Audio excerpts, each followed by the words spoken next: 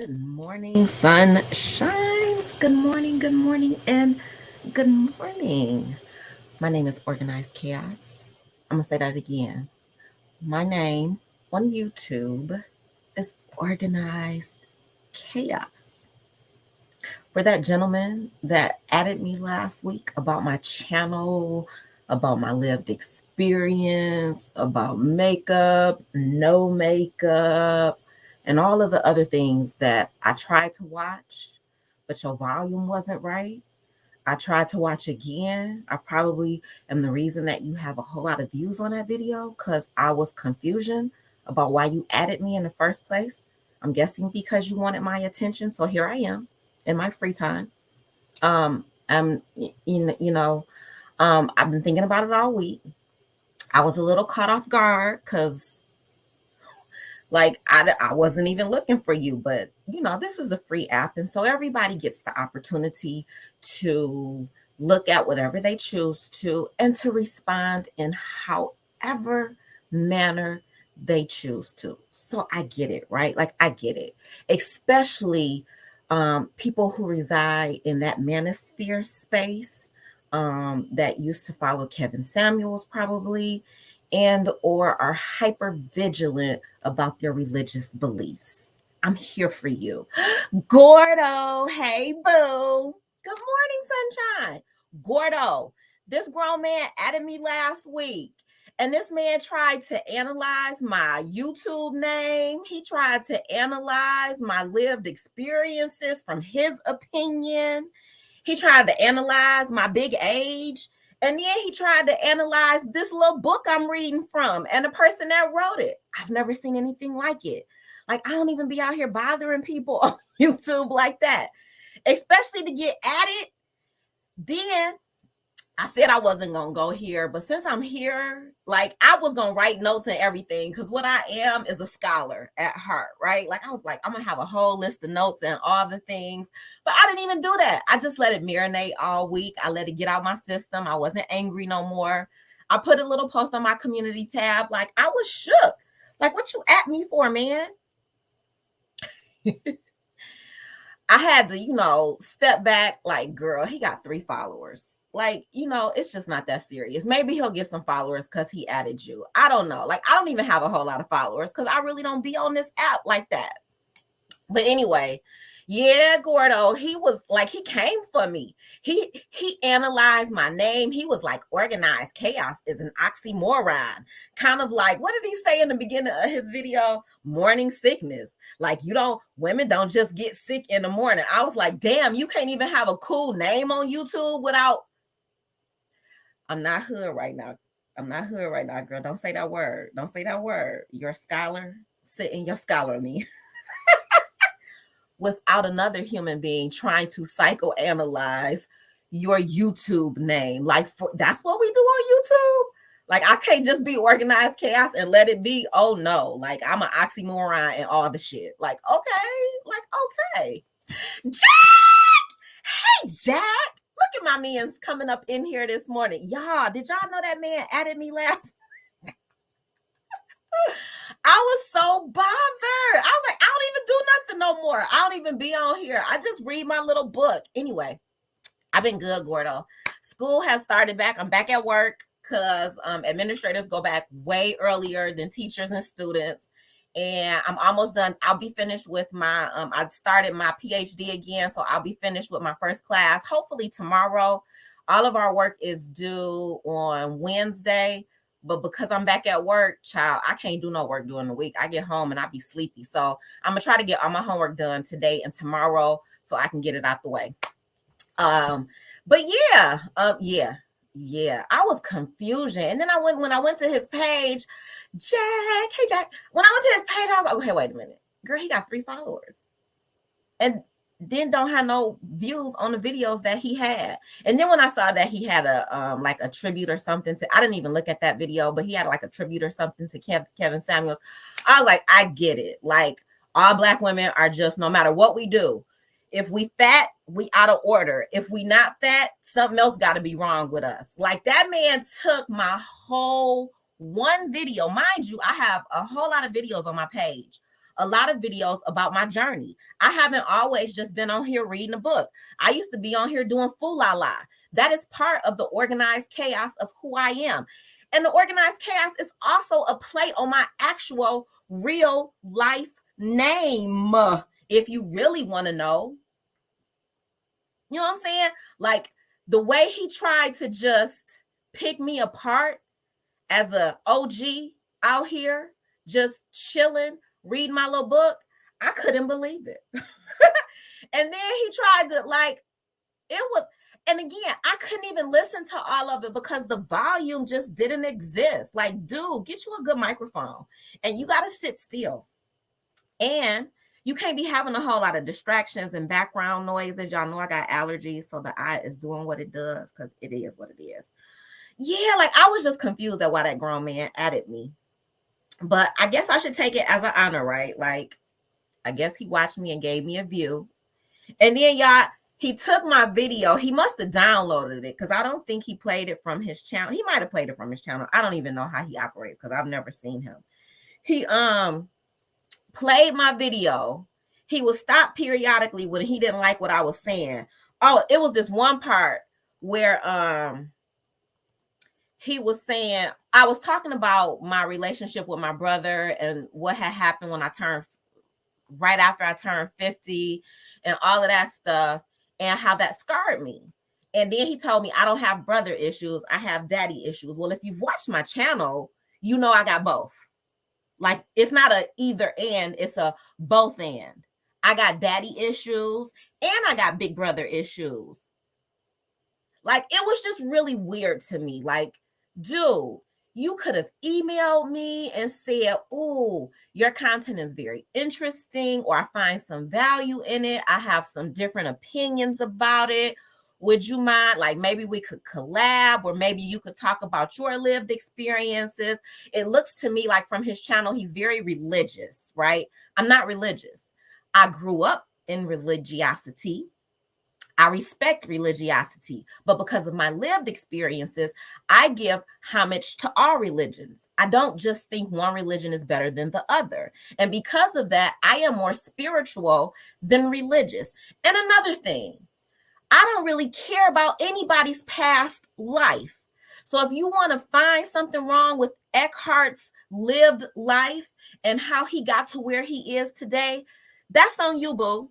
I don't hold people accountable for their past, especially when I see that they have grown from their past. They are who they are because of their past. Their past life helped them to become who they are today. I'm like, yes, like that's overcoming as far as I'm concerned. Like he started, and I didn't even finish watching it. When he started going down this rabbit hole and trying to go back and what Eckhart and what he had, I don't really care. I find value in this particular book today. So if that man, well, I did block him from my channel, so he probably can watch. I know he can't comment, but if he chooses to take this video today, good luck with that.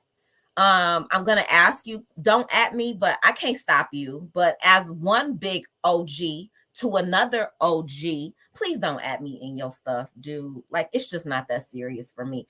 I'm not out here trying to make friends necessarily, and I'm not out here trying to make enemies. I'm out here creating a space for generations that will come after me. I will have another version of me that will exist 100 years, 200 years, or further from now that will look back and say, I'm related to her. Or I find some value in the life that she lived that I can apply to my life. My life has been partly a hot ass mess, partly not. Yes, sir. I did go to a Black college. That Black college also led me to a white college. It also led me to another white college. It also led me to another white college. And I'm on my 5th white college now, about to get my PhD. It also put me in debt. Big old huge debt. But shout out to the federal government and PSLF, because I don't have that shit no more. Psychoanalyze all of that, should you choose to. Do I have daddy issues? Facts. Don't nobody talk about my daddy but me, though. Nobody. Not even my mama. That's my daddy. That's my homie, and I love him. Do I have big brother issues at my big age? You're fucking right, I do.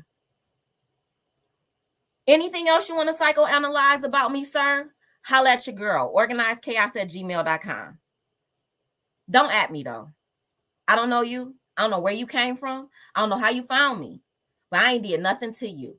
I don't at people on this app. I read from my book. I mind my little humble business. I come on maybe once a week. I come on maybe once a month.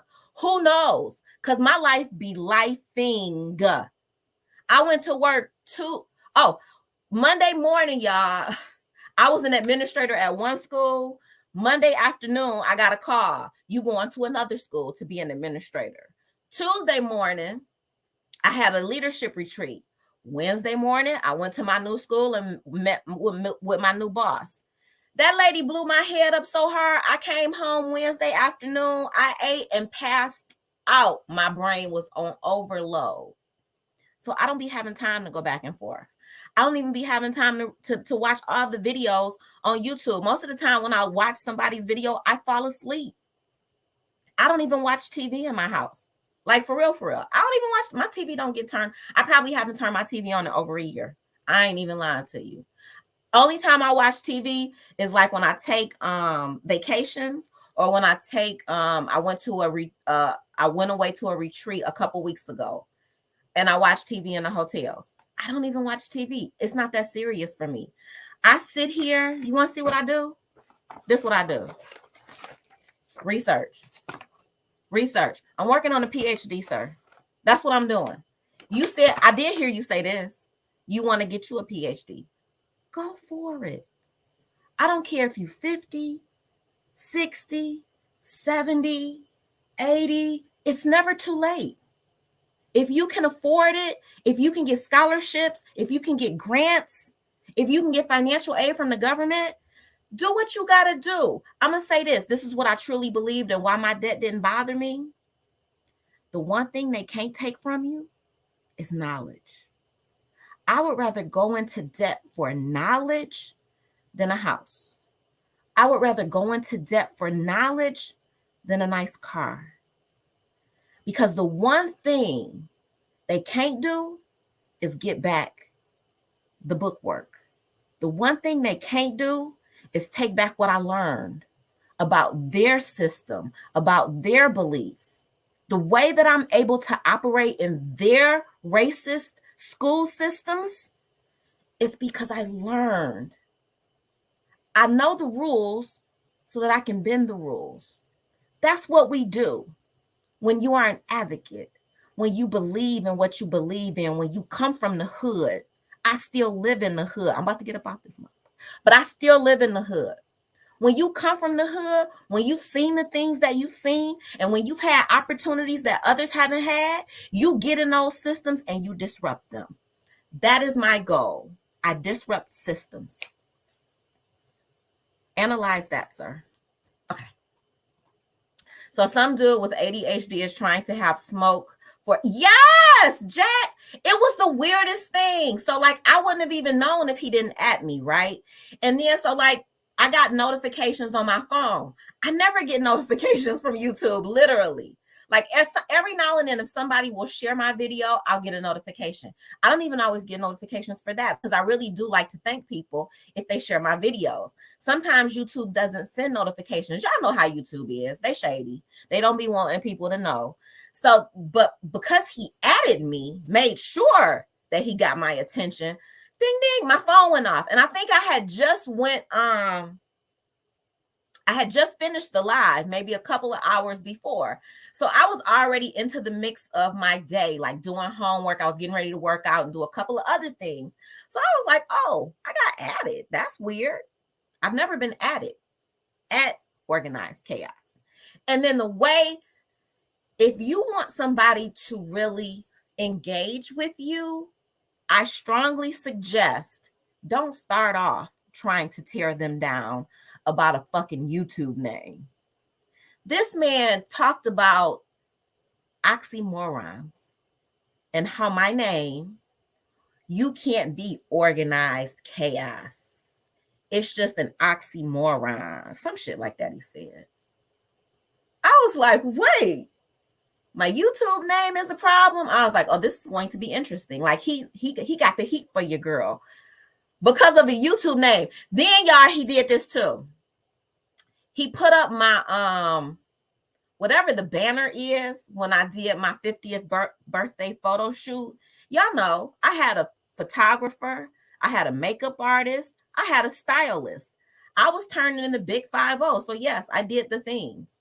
So he put that up, and then he showed a picture of me, like that video, makeup, no makeup. I was like, damn, dude, like that's manosphere behavior as far as I'm concerned. Y'all look for shit wrong with women. You know what I'm saying? Like we just can't. It's got to be something wrong with us. She's 51 years old. She's single. She talking about she got issues with her brother. Then he was like, "You don't got brother issues. You got daddy issues. Let me tell you why you got daddy issues." Nigga, what? You don't know me. I got both. To be honest, I got both. Most women my age and younger, it's girls today being born that's gonna have daddy issues and other type of male issues in their life. They might have uncle issues. You can't tell somebody what issues they do and don't have. You don't know what lived experiences they do and don't have. You don't know what was happening in their family dynamics. What? So he went in on my YouTube name. Oh, wait, I forgot about it. Last week I had on my Hampton University shirt, y'all, because I graduated in 94. He started there about me going to a black college. Most women went to black colleges. Like, what's wrong with that? You can't find nothing good. Like, I'm wrong because I'm a black woman on YouTube. I'm wrong because I had on makeup. I'm wrong because I don't have on makeup.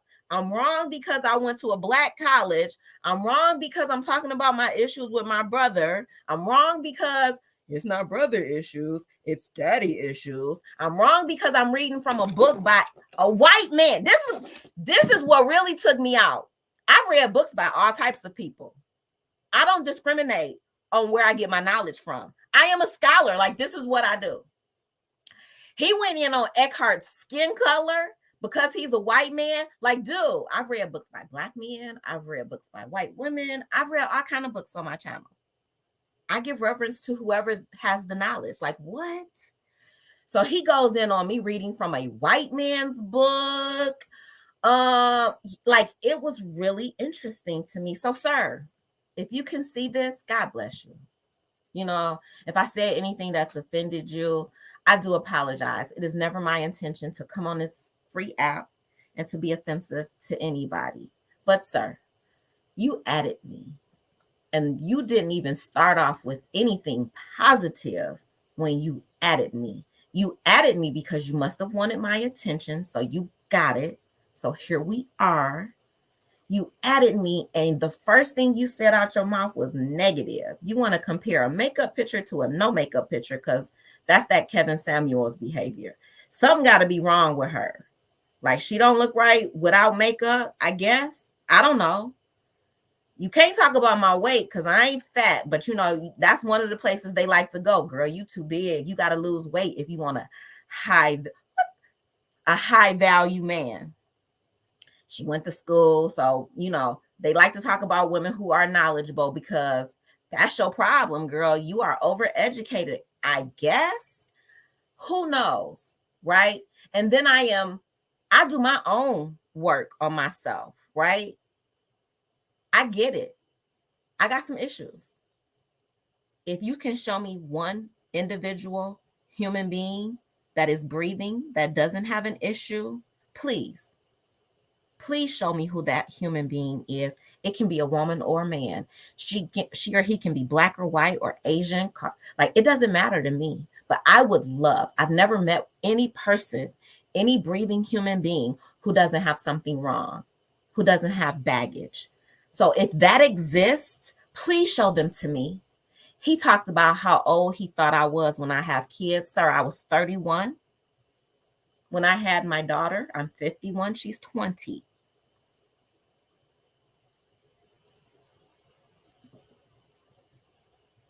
I can't even think right now. I was 30. I was about to turn 31. I'm like, wait, girl, the math ain't math. And that's what happens when you're intelligent. You stop when you catch yourself like, girl, the math didn't just math, sir. So I wasn't in my 20s when I had kids. I was in my 30s when I had kids. Should you really want to know about me? I was in my 30s. And by the time I had my daughter, I did have a degree.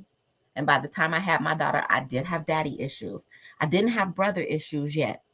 I didn't get brother issues until I was 50. Okay? At least I wasn't aware that I had brother issues. My brother had sister and mother issues from the moment I was born, though.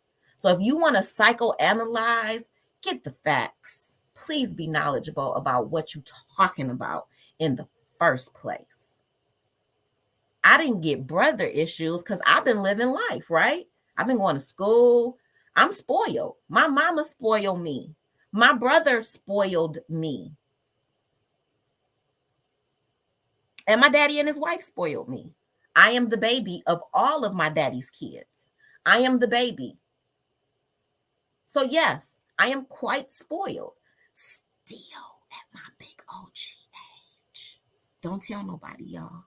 But I'm still spoiled. Like, girl, you too old to be spoiled. Why? Why? Why am I not going to be spoiled? My mama still spoiled me. I live right next door to old girl. That's my girl. And me and my girl about to bounce and get a house. Okay? Anything else you want to know, sir, if you watch this? Jack said, I'm not nice. Don't let me find this. I didn't put his name. I didn't add him back, Jack. It's cool. People get to, one thing we know about the free app is people get to opinion. People get to bloviate. People get to say what they want to say. He got 3 subscribers. I don't know how many he has now. I haven't been back to look at him. I did watch. I tried to. That's why it probably has a lot of views. I think the last time I was there, I might have made it 7 views because I just kept trying to get through it. And I just couldn't sit in one sitting to watch it because the volume was not voluming. I took offense. Like I did. I was all up in my cart. Y'all know how I am. I try not to be part of the humanists. I have to manage that and be more of the being because I just want to be. And it's hard because I'm still a human being. And I fight with that human part because I wanted to go off. I ain't gonna lie. I was ready to go off. But who was it gonna benefit? It would have benefited him more than it benefited me. I got 276 subscribers as of today, and I'm happy. Like, I'm cool. Y'all already know. I really only wanted a community tab, and when they gave everybody a free community tab, I was good with the function. Like, girl, I ain't on here trying to be rich and famous. This is a safer space for me. I got a whole life that I'm not trying to disrupt because of the functions and the dysfunctions on this free app. I just get up here and try to be a good human being and try to share knowledge and create a space that my kids, when I no longer exist, can tap into and be like, oh, that's my mom. You know, if I'm around whenever they choose to have kids, the grandkids can see me when I no longer exist. Like, that's my grandmother. You know what I'm saying? Like, that's what I'm doing on this free app, if you really want to know. Okay? Jack said, what? Your birthday outfit was popping. Thank you, Jack.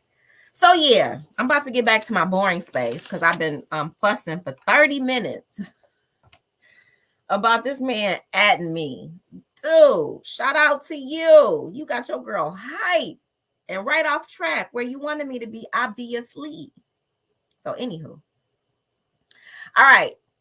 Let me get back to what I do because I got homework to do today. And I still got to work out. And I got a graduation party I'm supposed to go to. And one of my besties lost her mother-in-law. So I'm supposed to go over there. Am I going to make it to either of those 2 functions? I don't know. But I already sent my bestie something. So if I make it, cool. If I don't, we'll see. And then as far as, y'all, hold on. Oh, I thought somebody was adding me again, child. I'm like, I don't have the time. Um, aw. Oh, let me tell y'all this.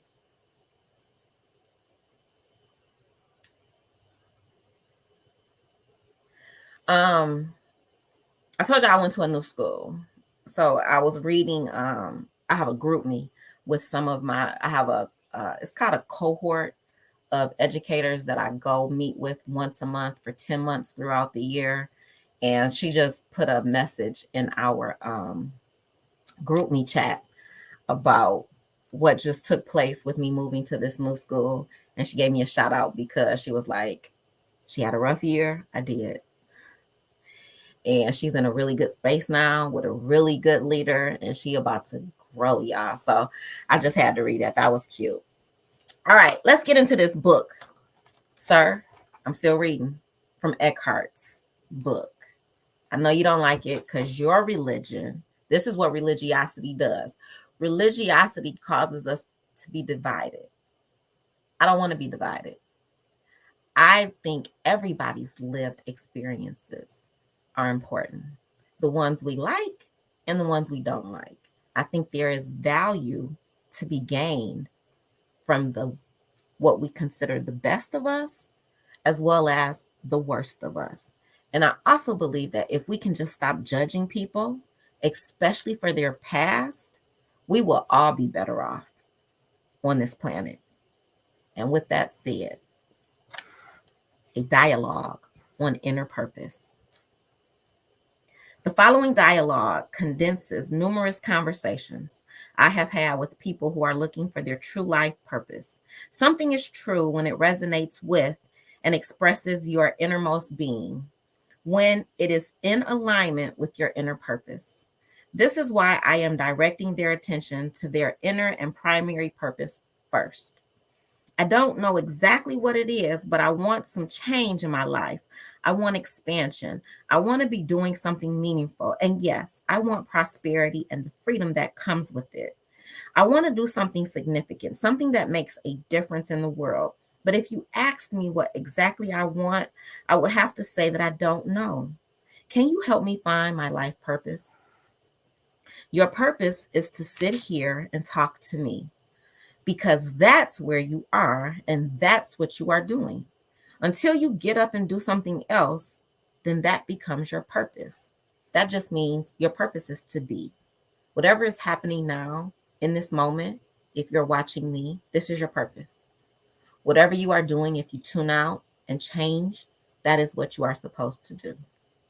So, my purpose is to sit in my office for the next 30 years until I retire or get laid off.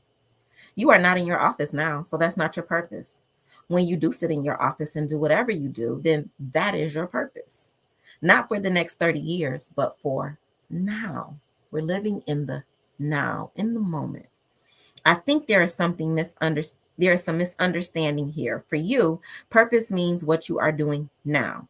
For me, it means having an overall aim in life, something big and significant that gives meaning to what I do, something that makes a difference. Shuffling papers in the office is not it. I know that.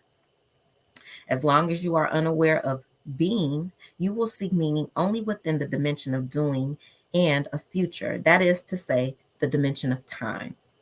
And whatever meaning or fulfillment you find will dissolve or turn out to have been a deception. Invariably, it will be destroyed by time. Any meaning we find on that level is true only relatively and temporarily. For example, if caring for your children gives meaning to your life, what happens to that meaning when they don't need your help and perhaps don't even listen to you anymore? If helping others gives meaning to your life, you depend on others being worse off than yourself so that your life can continue to be meaningful and you can find good about yourself.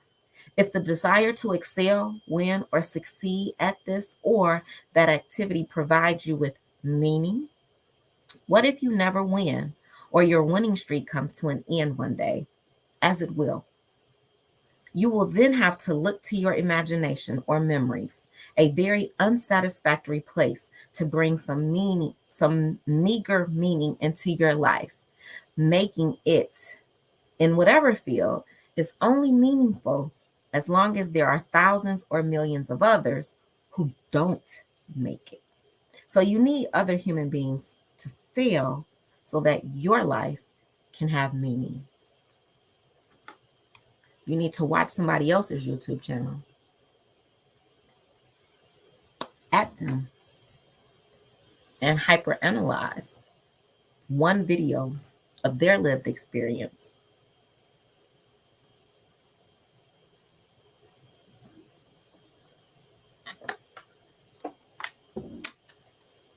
I am not saying here that helping others, caring for your children, or striving for excellence in whatever field are not worthwhile things to do.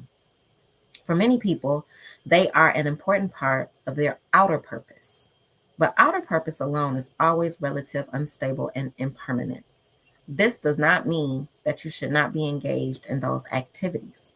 It means you should connect them to your inner primary purpose so that a deeper meaning flows into what you do. Without living in alignment with your purpose, with your primary purpose, whatever purpose you come up with, even if it is to create heaven on earth, will be of the ego. That's what we are talking about here. When you go after people, when people disagree with you or you don't believe the way that you do, that's your ego. That's not anything. That's not God. That is your ego. When people have a different opinion and you can't just let that opinion rest, and you got to interject your opinion to make their opinion less important than your opinion or your thought pattern on your lived experiences, that's your ego. I'm working because I'm not perfect. I got an ego too. We all do, right? I'm working on silencing my ego. My ego was bruised when you added me. My ego was bothered when you added me. I had to still myself, pray on it, and try to remove myself. But obviously, I didn't win because I started off this video talking about you, sir. I'm working on it though because I'm not perfect, right? Without living in alignment with your create heaven on earth will be of the ego or become destroyed by time. Sooner or later, it will lead to suffering. If you ignore your inner purpose, hold on for a second, y'all.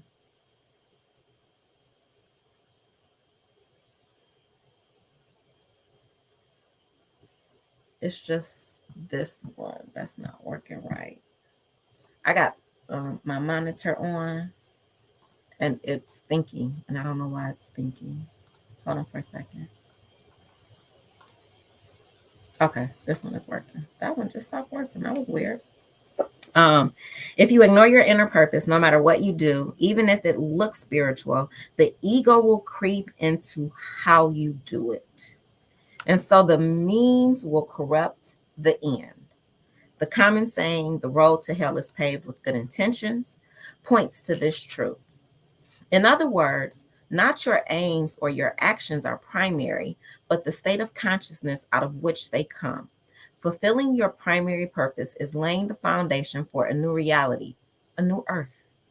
Once that foundation is there, your external purpose becomes charged with spiritual power because your aims and intentions will be one with the evolutionary impulse of the universe. The separation of thinking and awareness, which lies at the core of your primary purpose, happens through the negation of time. We are not speaking here, of course, of the use of time for practical purposes, such as making an appointment or planning a trip. We are not speaking of clock time, but of psychological time, which is the mind's deep-seated habit of seeking the fullness of life in the future where it cannot be found and ignoring the only point of access to it, the present moment. When you look upon what you do or where you are as the main purpose of your life, you negate time. This is enormously empowering. The negation of time and what you do also provides the link between your inner and outer purposes, between being and doing. When you negate time, you negate the ego. Whatever you do, you will be doing I got stuck. Whatever you do, you will be doing extraordinarily well because the doing itself becomes the focal point of your attention. Your doing then becomes a channel through which consciousness enters into this world. This means there is quality in what you do. Even the most simple action, like turning the pages in the phone book. Don't nobody use the phone book no more, Eckhart. We use Google, but we know what you mean. Or walking across the room. The main purpose for turning the pages is to turn the pages. The secondary purpose is to find a phone number. That's interesting. So the main purpose just now was to turn the page. The secondary purpose was to continue reading from the page. Boom.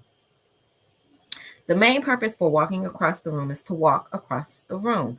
The secondary purpose is to pick up a book at the other end. And the moment you pick up the book, that becomes your main purpose. You may remember the paradox of time we mentioned earlier. Whatever you do takes time, and yet it is always now. So while your inner purpose is to negate time, your outer purpose necessarily involves future, and so could not exist without time. But it is always secondary. Whenever you become anxious or stressed, outer purpose has taken over, and you lost sight of your inner purpose. You have forgotten that your state of consciousness is primary. All else is secondary. Would living like this not stop me from looking to achieve something great? My fear is that I will remain stuck with doing little things for the rest of my life, things that are of no consequence. I'm afraid of never rising above mediocrity, never daring to achieve anything great, not fulfilling my potential. The great arises out of small things that are honored and cared for. Everybody's life really consists of small things. Greatness is a mental abstraction and a favorite fantasy of the ego. The paradox is that the foundation for greatness is honoring the small things of the present moment instead of pursuing the idea of greatness. The present moment is always small in the sense that it is always simple, but concealed within it lies the greatest power. Like the atom, it is one of the smallest things yet contains enormous power. Only when you align yourself with the present moment do you have access to that power. Or it may be more true to say that it then has access to you and through you to this world. Jesus was referring to this power when he said, my ego was about to say something smart, but I'm not going to say it. Jesus was referring to this power when he said, "It is not I, but the Father within me who does the works. And I can of my own self do nothing." Anxiety, stress, and negativity cut you off from that power. The illusion that you are separate from the power that runs the universe returns. You feel yourself to be alone again, struggling against something or trying to achieve this or that. But why did anxiety, stress, or negativity arise? Because you turned away from the present moment. And you did. And why did you do that? You thought something else was more important. You forgot your main purpose. One small error, one misconception creates a world of suffering. Through the present moment, you have access to the power of life itself, that which has traditionally been called God. As soon as you turn away from it, God ceases to be a reality in your life, and all you are left with is the mental concept of God, which some people believe in and others deny. Even belief in God is only a poor substitute for the living reality of God manifesting every moment of your life. Would complete harmony with the present moment not imply the cessation of all movement? Doesn't the existence of any God imply that there is a temporary disruption in that harmony with the present moment and perhaps a reestablishment of harmony at a higher or more complex level once the goal has been attained? I imagine that the sapling that pushes its way through the soil can't be in total harmony with the present moment either because it has a goal. It wants to become a big tree. Maybe once it has reached maturity, it will live in harmony with the present moment. The sapling doesn't want anything because it is at one with the totality, and the totality acts through it. Look at the lilies of the field, how they grow, said Jesus. They toil not, neither do they spin. Yet, even Solomon, in all his glory, was not arrayed like one of these. We could say that the totality, life, wants the sapling to become a tree, but the sapling doesn't see itself as separate from life and so wants nothing for itself. It is one with what life wants. That's why it isn't worried or stressed. And if it has to die prematurely, it dies with ease. It is as surrendered in death as it is in life. It senses, no matter how obscurely, its rootedness in being, the formless and eternal one life. Like the Taoist sages of ancient China, Jesus likes to draw our attention to nature because he sees a power at work in it that humans have lost touch with. It is the creative power of the universe. Jesus goes on to say that if God clothes simple flowers in such beauty, how much more will God clothe you? That is to say, that while nature is a beautiful expression of the evolutionary impulse of the universe, when humans become aligned with the intelligence that underlies it, they will express that same impulse on a higher, more wondrous level. So be true to life by being true to your inner purpose. As you become present and thereby total in what you do, your actions become charged with spiritual power. At first, there may not be, at first, there may be no noticeable change in what you do. Only the how changes. Your primary purpose is now to enable consciousness to flow into what you do. The secondary purpose is whatever you want to achieve through the doing. Whereas the notion of purpose before was always associated with the future, there is now a deeper purpose that can only be found in the present through the denial of time. When you meet with people at work or wherever it may be, give them your fullest attention. You are no longer there primarily as a person, but as a field of awareness, of alert presence. The original reason for interacting with the other person, buying or selling something, requesting or giving information, adding them, and so on, now becomes secondary. The field of awareness that arises between you becomes the primary purpose for the interaction. That space of awareness becomes more important than what you may be talking about, more important than physical or thought objects. The human being becomes more important than the things of this world. It does not mean you neglect whatever needs to be done or on a practical level. In fact, the doing unfolds not only more easily, but more powerfully when the dimension of being is acknowledged and so becomes primary. The arising of that unifying field of awareness between human beings is the most essential factor in relationships on the new earth. Is the notion of success just an egoic illusion? How do we measure true success? Now, this I'm interested in because everybody has their own idea and definition of what success looks like. And because you can only be successful if somebody else isn't, this is very interesting to me. Also, because we judge other people so harshly about their lived experiences, my success might not be what you consider success. Another person's success might not be what I consider success. So, what I work on for me is not judging people's journey.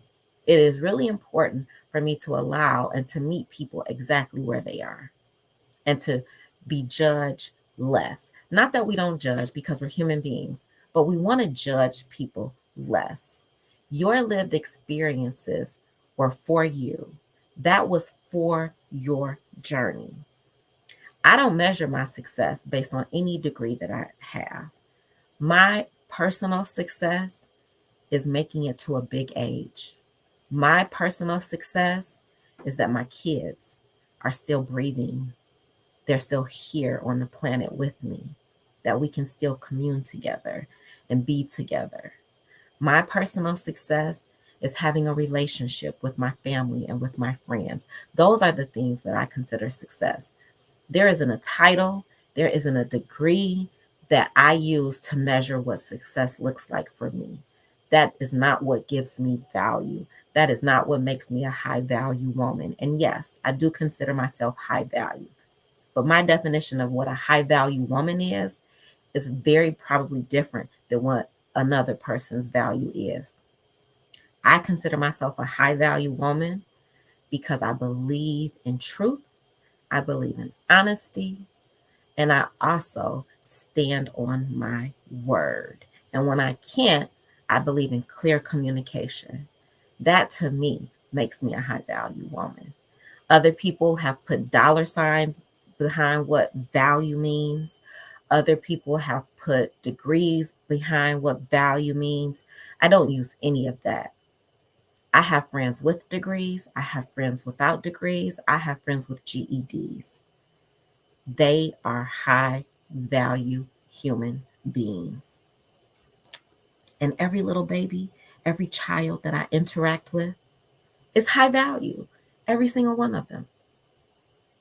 So that's just my personal. All right, so let's see what Eckhart says. Is the notion of success just an egoic illusion? How do we measure true success? What is success? What makes us successful? The world will tell you that success is achieving what you set out to do. It will tell you that success is winning, that finding recognition and or prosperity are essential ingredients in any success. All or some of the above are usually byproducts of success, but they are not success. The conventional notion of success is concerned with the outcome of what you do. Some say that success is the result of a combination of hard work and luck, or determination and talent, or being in the right place at the right time. While any of these may be determinations of success, they are not its essence.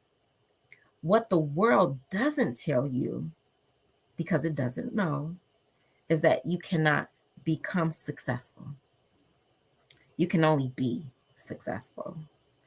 Don't let a mad world tell you that success is anything other than a successful present moment. And what is that? There is a sense of quality. OMG, that's what I believe in, the quality. There is a sense of quality in what you do. Your word means everything. If I tell you I'm going to do something, I am going to do it. And if I cannot do it, I am going to communicate clearly that I cannot do that. That is success. OMG. Okay. And what is that? There is a sense of quality in what you do, even the most simple action. Quality implies care and attention, which come with awareness. Quality requires your presence. Let's say that you are a business person, and after 2 years of intense stress and strain, you finally manage to come out with a product or service that sells well and makes money. Success?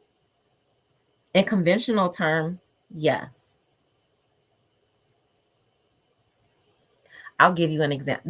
I had to pause for a second. Let me put a pin here.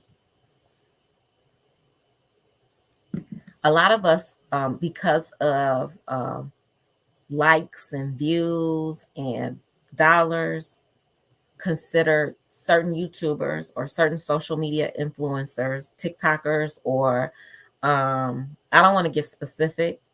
Um, what's the other one? IG models and all that successful. That's worldly success. But are they people of their word? Do they follow through? Are they decent human beings? Do they get along with others? Do they lie, steal, deceive? Did they have to do some things to get to where they are? If that's what you consider success, you are allowed to believe in what you believe in. But as a being, not the human part, because the humanness will have you doing all kind of stuff for dollars and coins and all the things and the likes, because social media currency is in likes and stuff, right? But when you are alone by yourself, are you happy? Do you sleep well at night? And if you do, then you are successful for you. And we shouldn't judge that, right? But if you are focused on your beingness and being aware, all of this worldly stuff is not real. None of this is real. Who you are on the inside, your heart, your intentions, that's what's really real. In reality, you spent 2 years polluting your body as well as the earth with negative energy, made yourself and those around you miserable, and affected many others you never even met. The unconscious assumption behind all such action is that success is a future event and that the end justifies the mean. We already know that that is a very, very prevalent human belief. It don't matter what I have to do to get here, girl. I'm here. I'm winning by any means necessary. But the end and the means are one. And if the means did not contribute to human happiness, neither will the end. The outcome, which is inseparable from the actions that led to it, is already contaminated by those actions and so will create further unhappiness. This is karmic action, which is the unconscious perpetuation of unhappiness. As you already know, your secondary or outer purpose lies within the dimension of time, while your main purpose is inseparable from the now and therefore requires the negation of time. How are they reconciled? By realizing that your entire life journey ultimately consists of the step you are taking at this moment. In this moment. There is always only this one step. And so you give it your fullest attention. This doesn't mean you don't know where you are going. It just means this step is primary, the destination secondary. And what you encounter at your destination once you get there depends on the quality of this one step. Another way of putting it, what the future holds for you depends on your state of consciousness now. I'll say this, I'll share this story. I am the most comfortable with working in secondary settings. Elementary settings is not my comfort zone. I know things about elementary settings, but it's just not my comfort zone. Like I would be on a steep learning curve in the elementary setting. But if you put me in any secondary setting, I never know all the things about anything. I always humble myself and say, but I'll tell you this, I know a lot. about secondary education, a whole lot, right? I've learned like one of the things that when you interview for jobs, they want to know like where do you see yourself 5 years from now? Because I believe in living in the now, my answer now is just such a totally different answer. And I'm sure it's not what they want to hear, but it is my truth. I don't see myself 5 years from now. I can only focus on the now. And right now, I need to be wherever the universe needs me. That is really what I believe in. So if you ask me where I want to go, I want to go secondary. It's comfortable for me. But if the universe needs me, elementary, that's where I need to be. And that, y'all, that's literally exactly what happened to me with this move that was just made. I asked to go secondary. Literally. Like, I want to go into a secondary school, different from the one I was at. I want to be secondary. Don't you know? The universe was like, you need to be elementary, girl. And so, like, all my good friends are like, they put you at an elementary? I was like, girl, did they? I got to work with the babies? I am not mad though. The universe needs me to be there. There is something obviously that I need to learn and that I need to give of myself in this setting. And I'm here for it. When we can allow ourselves to be used and put in spaces that might not necessarily be comfortable, that might not necessarily be where our limited human understanding thinks. I don't think where you want to be in 5 years. You're going to have your PhD. You want to be a superintendent if that's where the universe needs me to be. Do I see myself being a superintendent? Not necessarily. Because, the politics at that level, child, they will probably find my little YouTube channel and tear me apart. Just like that man tried to do. But do I see myself in a different space? I do. Where? I don't know. And so I probably lose out on jobs because I won't define where I want to be in 5 years. I want to be wherever the universe needs me to be. That works for me. I'm comfortable with that. And I love learning. So I am her. If you need somebody that just loves to do all of the things and learn and be uncomfortable in the learning process, that's literally what I do. I'm cool with it. And I'm working on this weakness that I know that I have. I'm really hard on myself. I always tell people that I work with, I used to tell my students in my classroom, that's why we have pencils in life, so that when we make mistakes, you erase it and you get to start over. Does the mistake still exist? You can see it a little bit, but you write over that mistake. You correct that mistake. Giving myself that same grace, though, it is challenging because I don't like to make mistakes, y'all. Because I feel like when I make a mistake, I am probably interfering in somebody's career now or a child's education now.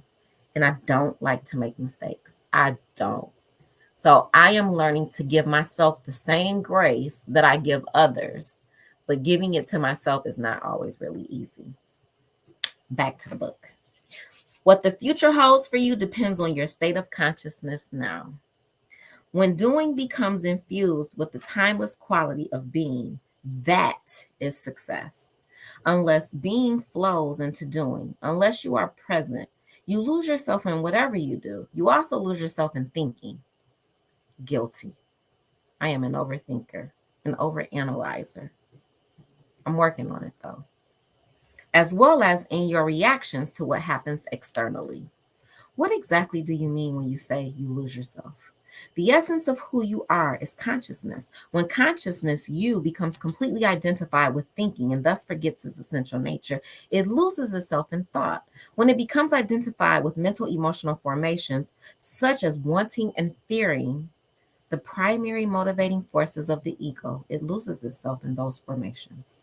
Consciousness also loses itself when it identifies with acting and reacting to what happens.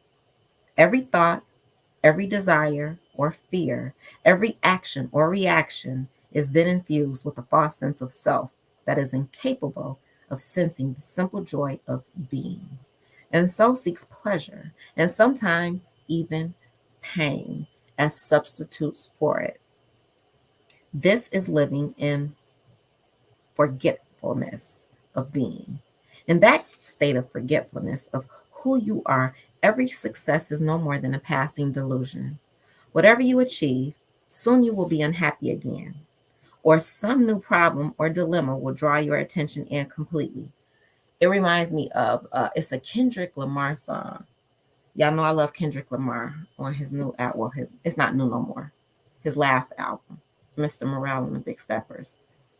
He speaks to um, grieving, and he speaks to like comforting himself with a new car in his grief. And then a new car gets old, so now you're not happy no more because your new car ain't new no more, because you are now. This is what I take from, and actually this is how I found Eckhart, because of Kendrick Lamar. um so now, because your new thing that you thought was going to make you happy is old now, you're not happy anymore because you don't have a new thing. And so in order to be happy, it's just a continual cycle of, now I need something else, now I need another new car, now I need another woman because this woman then got old and she done gained weight, and she, you know what I'm saying? Like, there is nothing that's going to make you happy, because it is within you to be happy. There is nothing external that will make you happy. There is no money, there is no other human, there is no materialistic thing that will fully make you happy.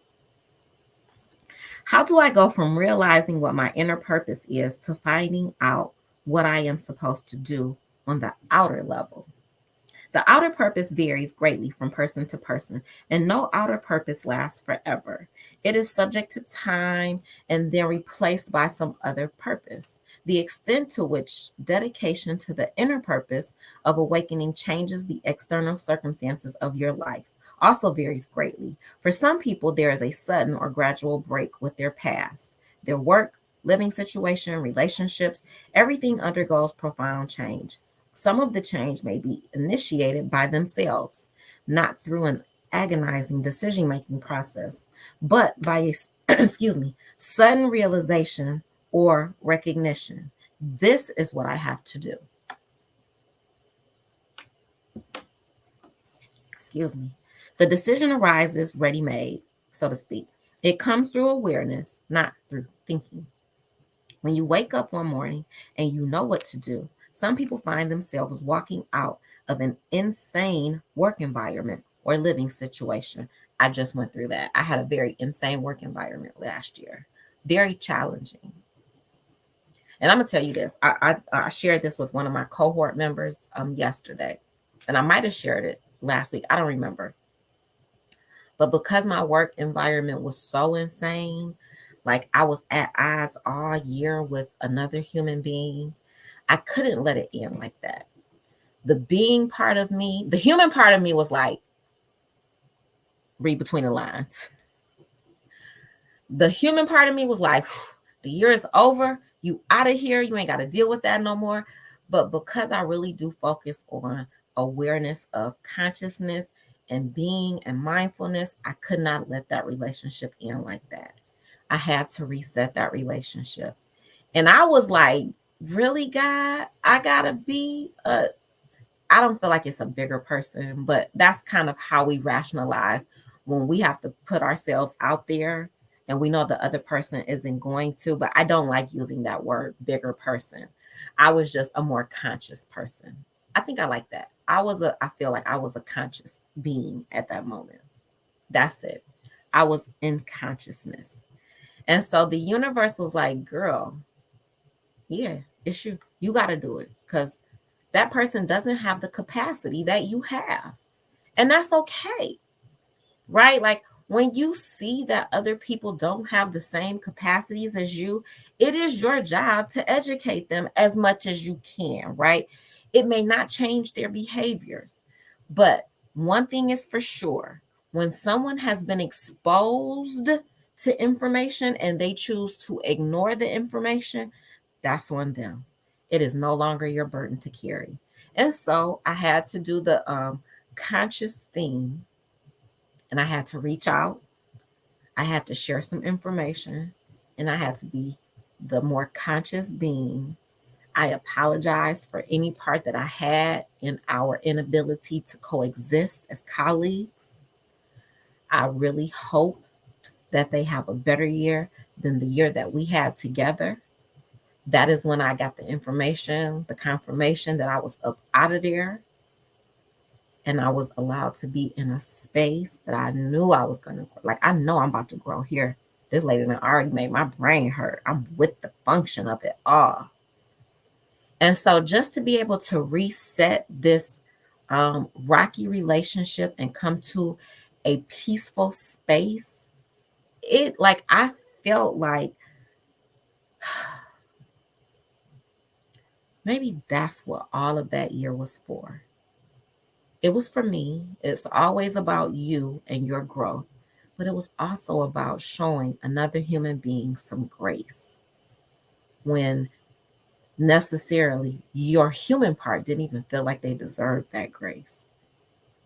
But your being, your consciousness said, give them grace. Forgive them, for they don't know what they do. Some people find themselves walking out of an insane work environment or living situation.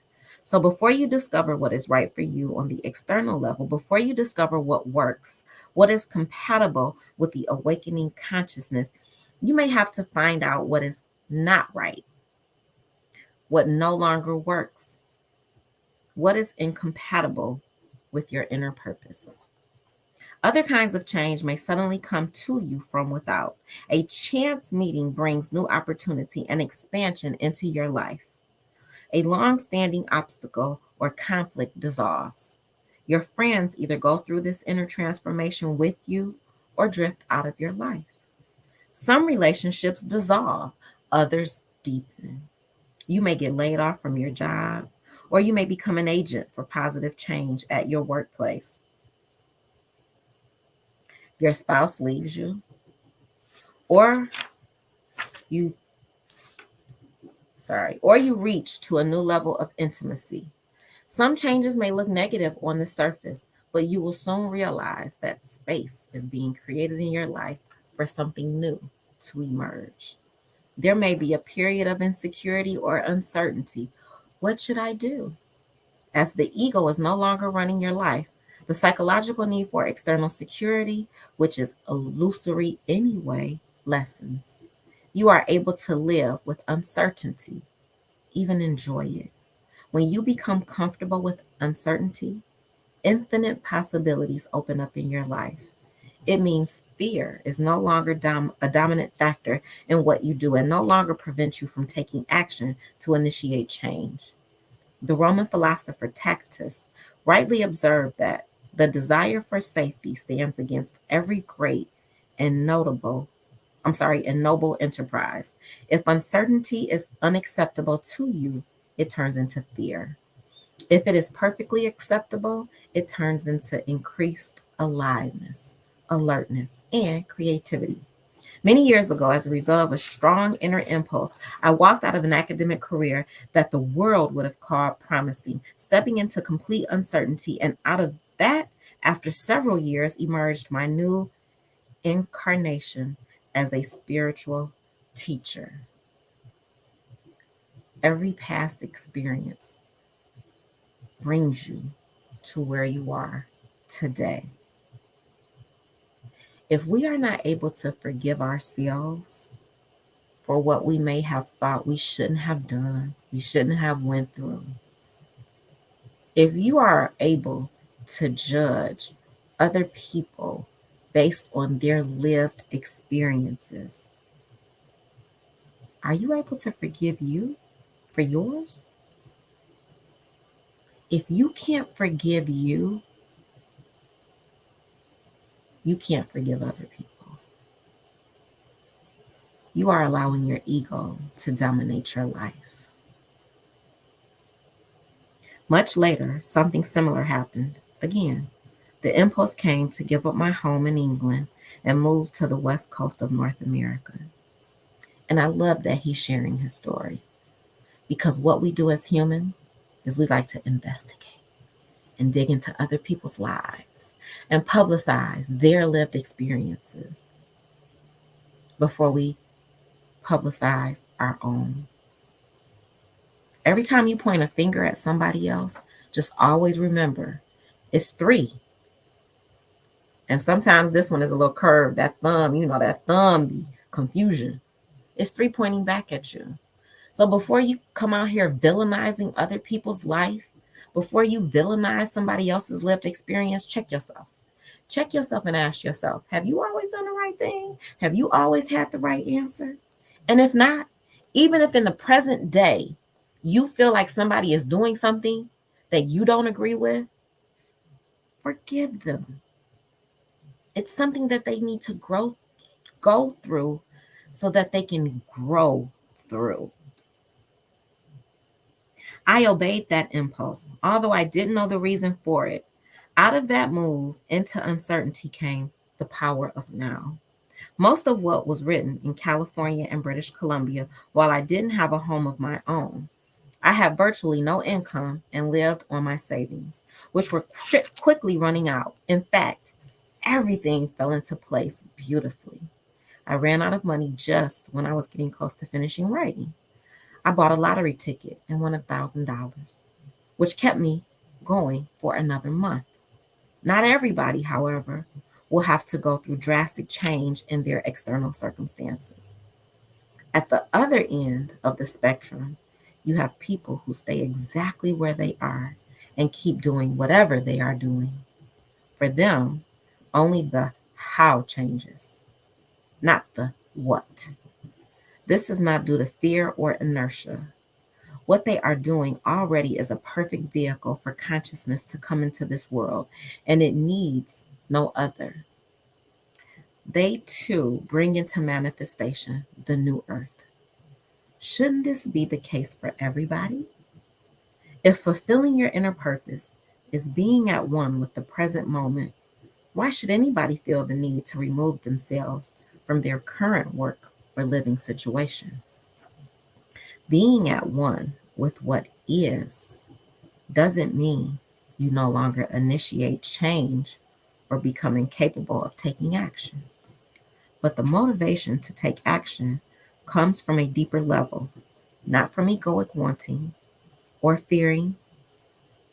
Lunar alignment with the present moment opens your consciousness and brings it into alignment with the whole, of which the present moment is an integral part. The whole, the totality of life, then acts through you. What do you mean by the whole? On the one hand, the whole comprises all that exists. It is the world or the cosmos, but all things in existence, from microbes to human beings to galaxies, are not really separate things or entities, but form part of a web of interconnected multidimensional processes. There are two reasons why we don't see this unity, why we see things as separate. One is perception, which reduces reality to what is accessible to us through the small range of our senses, what we can see, hear, smell, taste, and touch. But when we perceive without interpreting or mental labeling, which means without adding thought to our perceptions, without adding your judgment, we can actually still sense the deeper connectedness underneath our perception of seemingly separate things.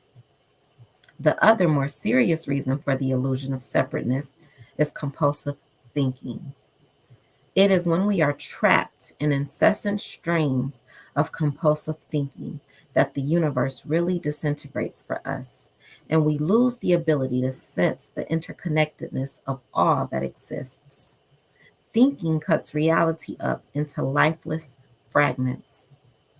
Extremely unintelligent and destructive action arises out of such a fragmented view of reality. However, there is an even deeper level to the whole than the interconnectedness of everything in existence. At that deeper level, all things are one. It is the source, the unmanifested one life. It is the timeless intelligence that manifests as a universe unfolding in time. The whole is made up of existence and being, the manifested and the unmanifested, the world and God. So when you become aligned with the whole, you become a conscious part of the interconnectedness of the whole and its purpose, the emergence of consciousness into this world. As a result, spontaneous, helpful occurrences, chance encounters, coincidences, and synchronistic events happen much more frequently. Carl Jung called synchronicity an a causal connecting principle. This means there is no causal connection between synchronistic events on our surface level of reality. It is an outer manifestation of an underlying intelligence behind the world of appearances and a deeper connectedness that our mind cannot understand. But we can be conscious participants in the unfolding of that intelligence, the flowering consciousness. Nature exists in a state of unconsciousness, oneness with the whole. This, for example, is why virtually no wild animals were killed in the tsunami disaster of 2004. Being more in touch with the totality than humans, they could sense the tsunami's approach long before it could be seen or heard, and so had time to withdraw to higher terrain because we are not always in touch with the outer world. We focus so much on learned behavior, learned knowledge, and we don't really look to or pay attention to nature, which we are connected to as well. Perhaps even that is looking at it from a human perspective. They probably just found themselves moving to higher terrain.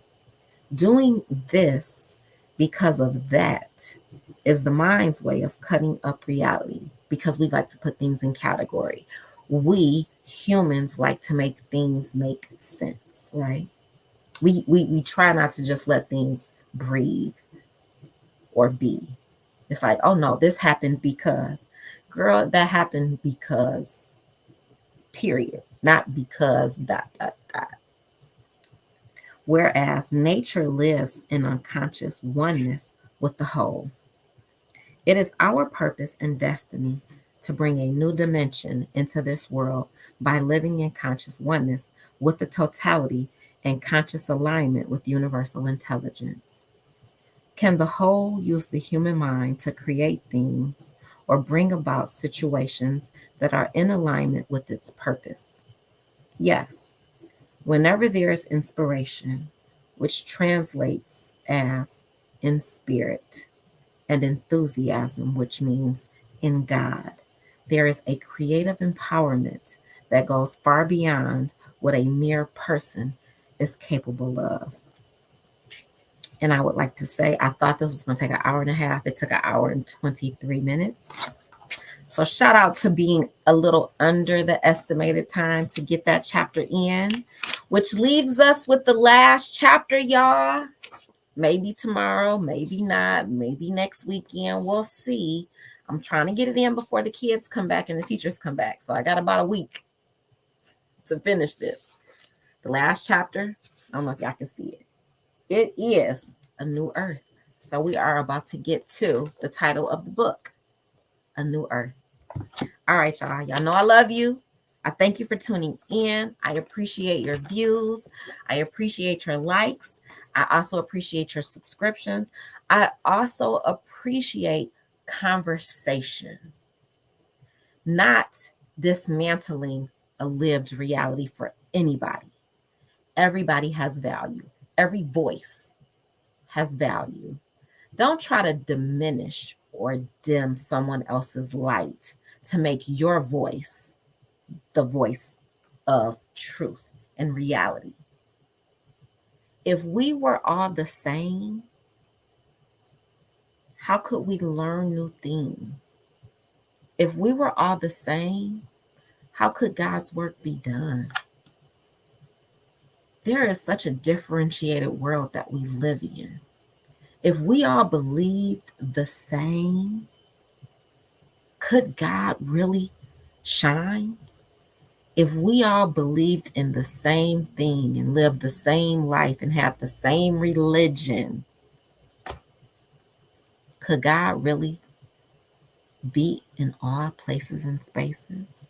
Is that what God wanted? And I'll ask this: if that's what God wants, that's what would be. I love you. I thank you for tuning in. Everything is exactly as it is supposed to be. Take care, y'all. Have a good weekend in case I don't make it back tomorrow. Have a good, blessed week. And I'll see you when I see you. Mwah. Wait, I gotta find it. Oh, there we go.